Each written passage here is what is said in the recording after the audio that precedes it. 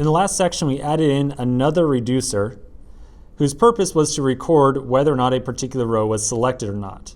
By default, that reducer will always return null, so we don't really have any selection logic right now, which means we need to figure out how to update the currently selected ID from the list item. So in other words, when a user taps on a list item, how do I make sure to update my selected library ID piece of state? So that's what we're going to try to figure out here. At this point in time, we have not really made use of any actions inside this component just yet. So we're going to have to remember from our very brief walkthrough on Redux exactly how we update any piece of state inside our application. So I'm going to pull up a diagram really quick. And here we go. Okay, so if you recall, we had introduced the concept of actions in addition to our reducers much previously. So forget these two squares over to the left-hand side. Let's just focus on the right-hand side. An action is a plain JavaScript object that has a type property. This type property can be thought of as like a command or a direction, like an instruction, to be passed off to the reducer. So in our case, we might create an action of type, I don't know, maybe like select library or something like that, and pass along the ID of the library to be selected.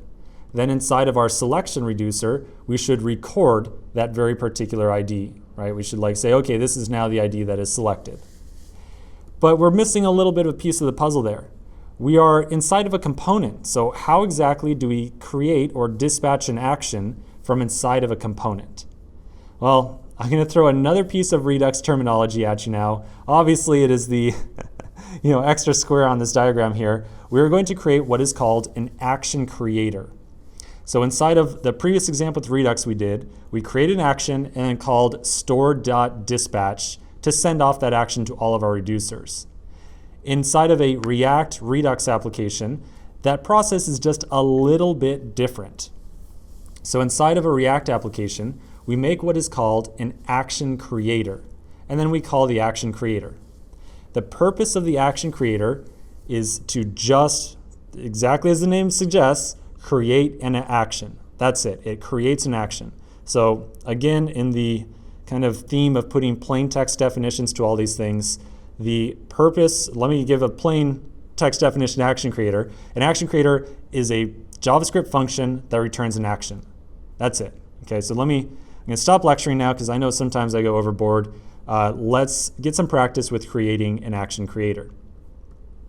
So back inside my project directory, I'm going to make a new folder inside of my source directory called actions.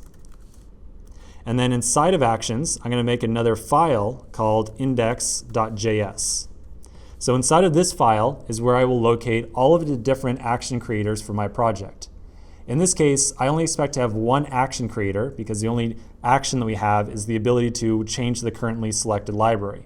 So I expect to just have one single action creator inside this file for right now.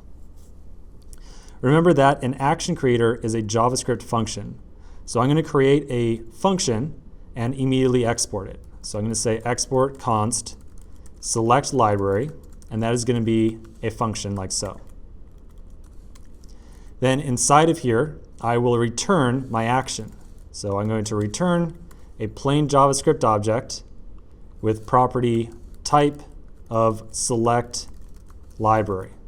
Okay, so I know that I moved very quickly right there, but let's like take a step back and look at what we just did. The thing I want you to focus most on is the very internal statement or expression inside of this entire file right here. I have an object with a type property. We've gone over this several times now. An object with a type property is an action, and an action is how we cause our reducers to update the data that they produce. The action is wrapped by a function which we refer to as an action creator. So this function right here is what we call an action creator. Whenever we call this action creator, the returned action will be automatically dispatched to us for us and sent off to all the different reducers. Okay? So the last thing we have to do with this action right here is figure out, well, we are selecting a library, but we need to make sure that we instruct the reducer exactly which library we are trying to select. So I'm going to suggest that whenever we call this action creator right here, we should pass in the ID of the library that we want to select. So I'm going to add an argument to this, library ID, and then I will attach a payload to the action, library ID. So now whenever I call this action creator, I must provide a library ID, like the library that I want to select, and that will be attached to the action as the payload. Okay, so this looks good. It's a good first pass on this action and action creator. I still feel like we went over this whole topic of action creators very quickly. So let's continue in the next section, figure out how we use an action creator, and then do a quick review on the entire topic.